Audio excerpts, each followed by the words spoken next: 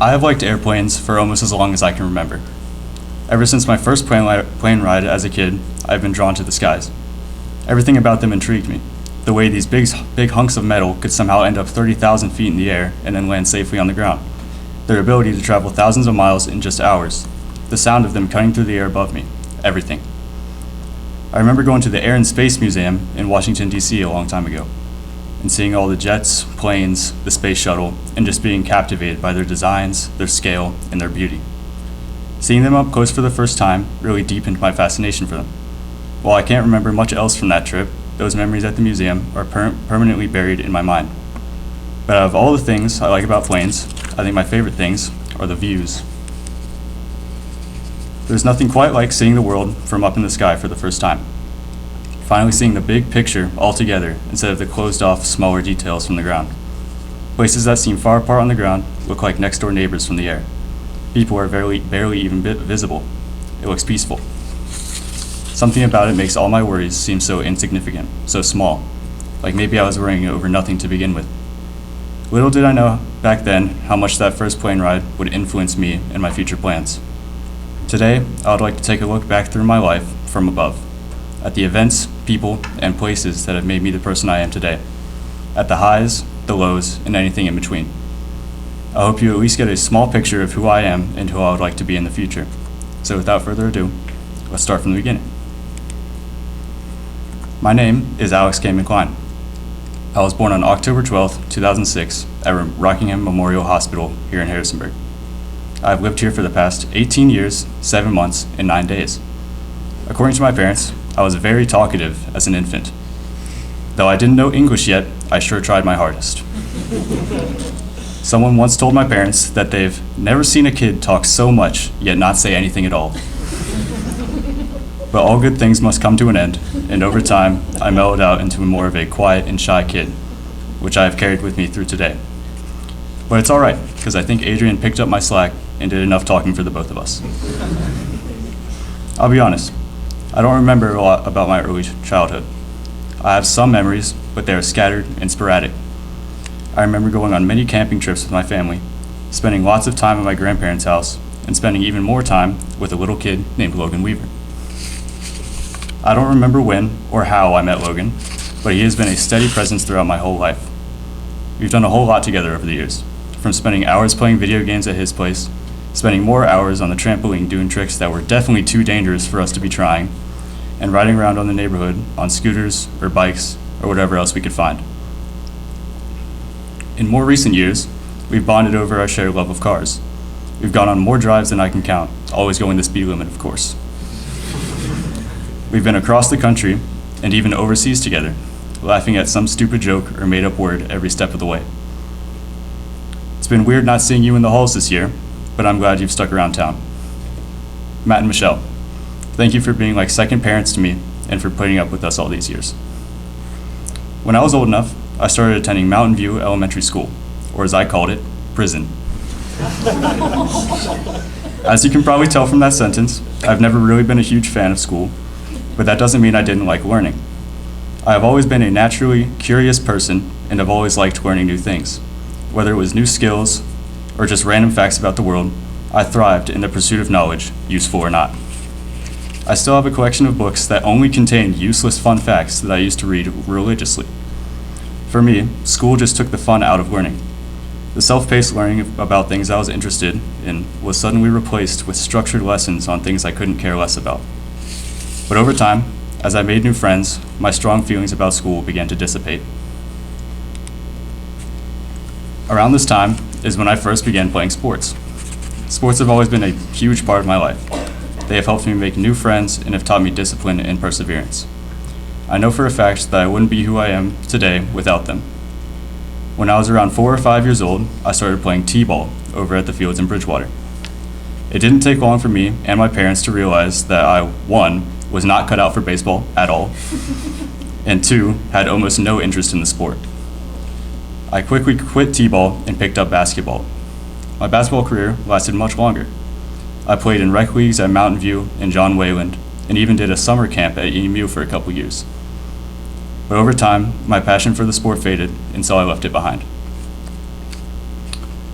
In 2015, my parents signed me up to play SVU soccer. At first, I thought soccer would have the same fate as basketball and baseball, so I never tried really hard. I didn't see a point in trying if I was just going to drop it in a couple years. But with each season, my love for the game grew stronger and stronger. I even started going to summer camps at EMU and EMS, and I finally had a sport I was truly passionate about. In 3rd grade, I learned that I inherited my mom's poor eyesight. I had already known that my vision wasn't the best, but I really did not want glasses, so I tried to hide it from everybody. After a vision test at school, my parents took me to the eye doctor, where they got me my prescription for glasses. Although I was disappointed, everything changed when I put them on for the first time. I guess I hadn't realized just how bad my eyesight was, because as the lens covered my eyes, I was shocked at my surroundings. It was like I rediscovered a world lost to time. I specifically remember repeatedly taking the glasses off and putting them back on during the car ride home, just astonished at the clarity and beauty of the world around me. Ever since that day, I've been looking at life through artificial eyes. In 5th grade, I tried out contact lenses. I thought glasses were good enough until I started playing sports with them.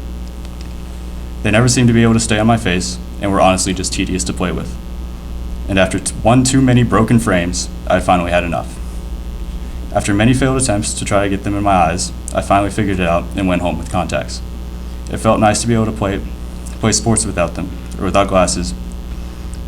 It felt nice to be able to see without glasses on my face, and sports became even more fun to play.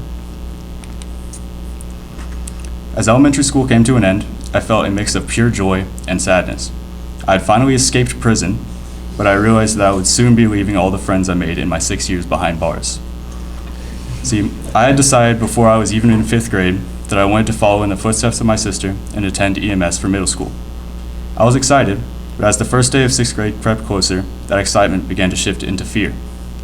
I was essentially starting out at square one, something that is detrimental to an introvert such as myself. The first couple of weeks of middle school were rough. My anxiety was through the roof, and I started questioning whether this was the right choice for me. Being an outsider to what seemed like an already close-knit group of students was scary, and I found it hard to fit in. Probably the biggest thing that helped me during this time was playing on the middle school soccer team. This was my first experience playing on a school sports team. I was nervous at first, but soccer really helped break the ice between me and my new classmates, and helped me find a group of friends who have been with me through today. As 6th grade continued, my anxiety lessened, and I found a sense of belonging at EMS. I got used to the new surroundings and schedule, and finally started to feel at home. Ms. Melendez and Mr. Martin did a great job of making this year fun and interesting. I'm pretty sure EMS is the only school around that will take a class to West Virginia for axe throwing. This year is also when I first started playing tennis. I'll be honest, I really had no interest in tennis up to this point, but when I heard that most of my friends were playing, I decided I may as well try it out. I quickly found out that I really enjoyed the sport, and though we didn't have any actual matches this year, I still had fun playing against my friends and improving at the game. I've been playing ever since.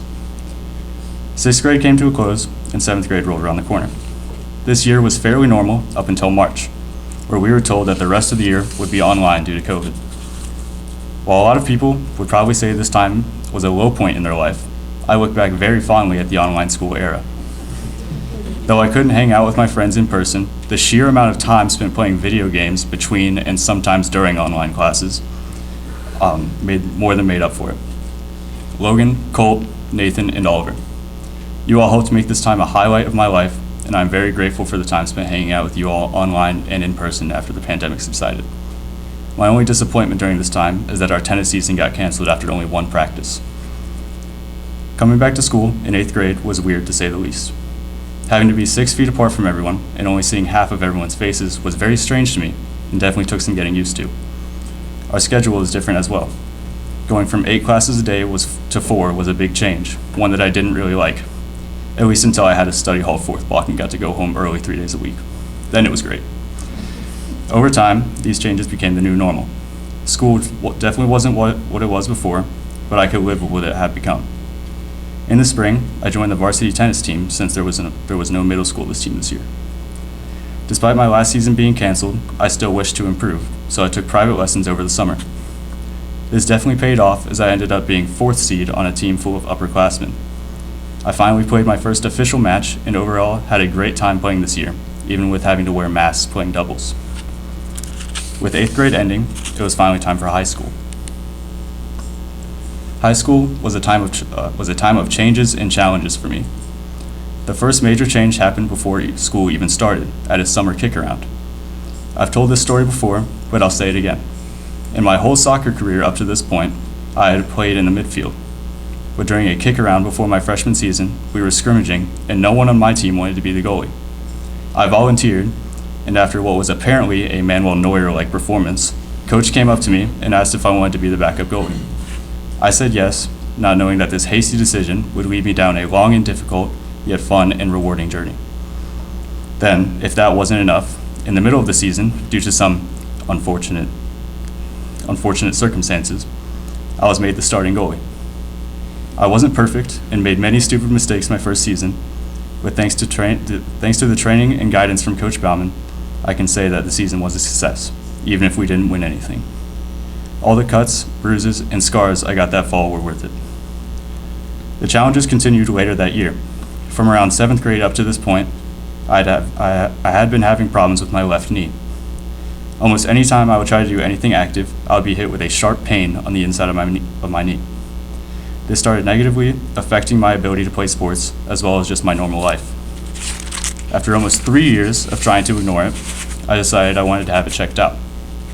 After many trips to the orthopedic center, I was diagnosed with osteochondritis dissecans. Part of the bone under the cartilage in my knee had broken off, causing pain and hindering my movement. After a talk with the doctor, surgery was scheduled for later that month. On May 31st, 2 dissolvable screws were put into my femur to hold the bone in place so it could fuse back together. Now that the surgery was done, the hard part began. The recovery process was rough. When I started out, I couldn't flex my quad at all. My leg was in constant pain and was very swollen. And on top of that, I had to wear a clunky brace everywhere, making sleeping very difficult. I started going to physical therapy, where they used electrotherapy to get some use back in my quad. A couple days after the surgery, I made the mistake of trying to attend the last day of school. I'll tell you from experience that going to school while being high out of your mind on pain meds is not a good idea, especially since they wore off towards the end of the day, leaving me in pain for hours. Over the next couple months, I slowly got better, eventually being able to ditch the leg brace and walk without crutches. This time period gave me a great lesson on resilience and how to navigate through difficult times. Through the entire recovery process, I was scared that I would never be able to do the things I love anymore. Each day, I would wonder if my soccer and tennis careers had ended. Maybe the surgery was a mistake. Maybe I should have just played through the pain. With PT and great support from my friends and family, I was able to recover just fine, playing in both my soccer and tennis seasons my sophomore year. The journey was rough, but hey, at least I wouldn't have to go through that ever again, right? Junior year, I went through it again. During a game of indoor soccer at Horizons, my knees started locking up whenever I fully extended it. This persisted well after the game, so we went and took another x-ray of it. Much to the dismay of my parents and coaches, the screws holding the bone down had dissolved too early, leading to the bone breaking off again. Another surgery was quickly scheduled. January 23rd was one of the most nerve-wracking days of my life. If this surgery was anything like the last one, I would miss out on almost all of my junior tennis season that was set to start just the following month. But when I got home after the surgery, I could tell things were different this time. I could still move my quad, and surprisingly, I could already move on my own without crutches. I wasn't in nearly as much pain as last time, and I barely had to take any medication. A heavy sense of relief washed over me as I realized that I would be able to play at least most of the coming season. I ended up being able to play the whole thing, which ended up becoming my favorite season so far, though we did get robbed from states that year. Junior year is also when I decided to join touring choir, something that I never thought I would do. Growing up at Harrisonburg Mennonite Church, I was exposed to a lot of singing from a young age, but I never really understood the point of it, opting to just sit or stand quietly instead. Because of this, I wasn't originally planning on joining tour. But then I heard the 2 words that changed everything: Europe trip. Yes, the Europe trip was one of the main reasons for me joining tour, but I quickly found out that I actually enjoyed it. And going to Germany and the Netherlands made everything worth it twice over. I'll never forget my time overseas. It was a lot of fun and helped solidify my love of travel, which I really think helped to influence my plans for the future. and now I'm a senior. This year has been a year of endings and beginnings for me. At the start of the year, it seemed like college was all anybody was talking about. Like with most things in my life, including this presentation, college was something I waited until the very last minute to even begin thinking about. Up to this point, anytime anyone would ask about my plans for college, I would just say, I don't know, but I still have time to decide. But when somebody asked me that question again, I realized that I didn't have time on my side anymore. And this really started to stretch me out.